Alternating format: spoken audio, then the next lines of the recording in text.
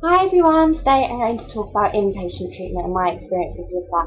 I went into inpatient treatment for about 5 months in 2010 and it was a very surreal experience with me. I think you can't actually describe it in words, but I'll do my best I can. I always say that you can recover on your own, but I think hospital is important and is needed at times. I think these times are when you're so consumed and you don't want to recover. You've got so consumed by it, everything is absolutely dictated to you, and you can't see reality. You can't see any glimpse of it at all. It's completely gone. And I think there's also a time when you're physically unwell as well. And I think both of these hand in hand, it's really, really important for you to go into inpatient treatment. So I was both of these things. I was a critical low weight and I completely had no hold whatsoever over my eating disorder at all. It was completely life consuming. And I couldn't live or do anything. I couldn't go to uni, I couldn't work, I couldn't go out. It was everything. My life was just restricted and confined to nothingness.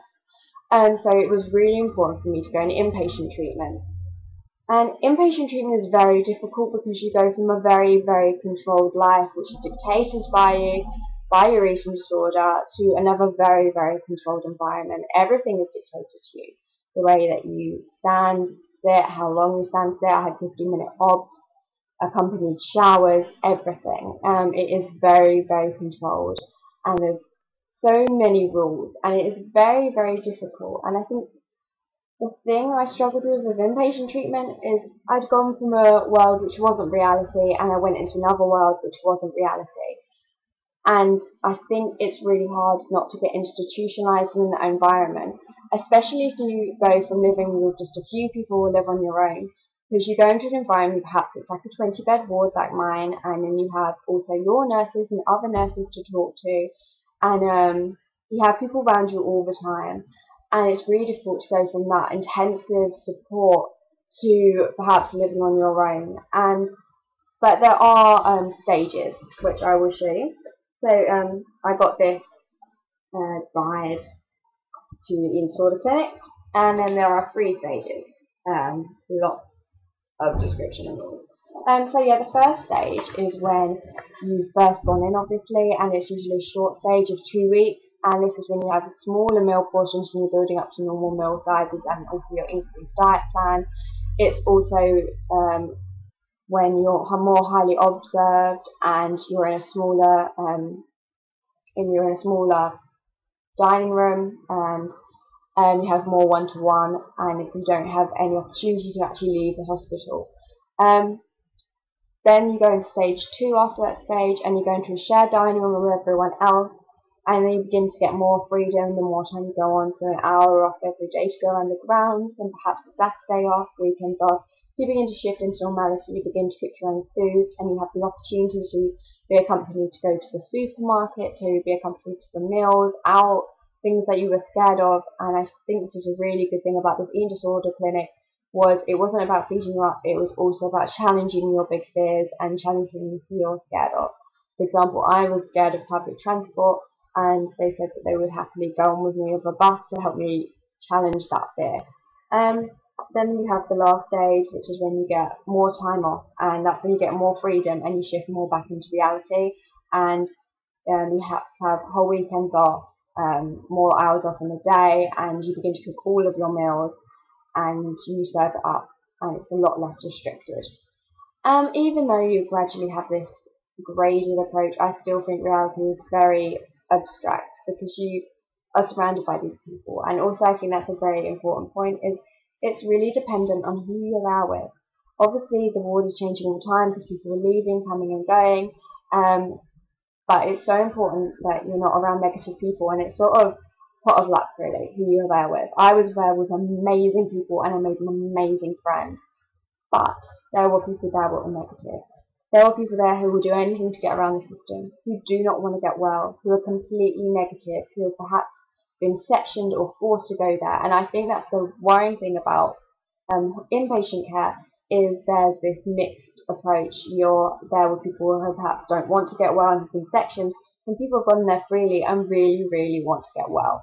And it's important not to get all their negative behaviours from them, because everyone has their own eating disorder behaviours. Everyone's eating disorder is different, and when you put everyone together, everyone shares their experiences and what they did, and it's very worrying because some people pick up on other things that people have done and they've never thought of doing, a restrictive habit perhaps, and then they pick up on things, and it can make people's eating disorders actually worse if they're going there with that frame of mind. So I think it's important to go in with a positive frame of mind and be aware of the people that are around you. And if people are talking negatively, to not listen and move away from that conversation, because you're not there to make friends, you're not there to have a good time, you're there to get well, you're there to recover from your eating disorder, and that is the most important thing. But I do think the difficult thing about inpatient treatment is that when you go in inpatient care, a lot of the time you suffer from other things, as a lot of things go in hand with eating disorders such as self-harm and personality disorders. And they don't accommodate for these most of the time. In my inpatient treatment, I self-harmed on the premises, and I was told that I would have to be forced to leave if I did it again, when that was a clear sign that I was struggling, and it was a clear sign I found it really, really difficult. And they're not wary and conscious of these things, and they're not willing to accommodate them. They're there for eating disorders, and most of the time they're not there for depression or self-harm or personality disorders or alcohol addiction, etc., etc. So I think that's the difficult thing about inpatient treatment. It was a very surreal place. I can't even imagine being there now. It seems like a little bubble. You end up making these amazing, really strong friends, and it ends up feeling like a home.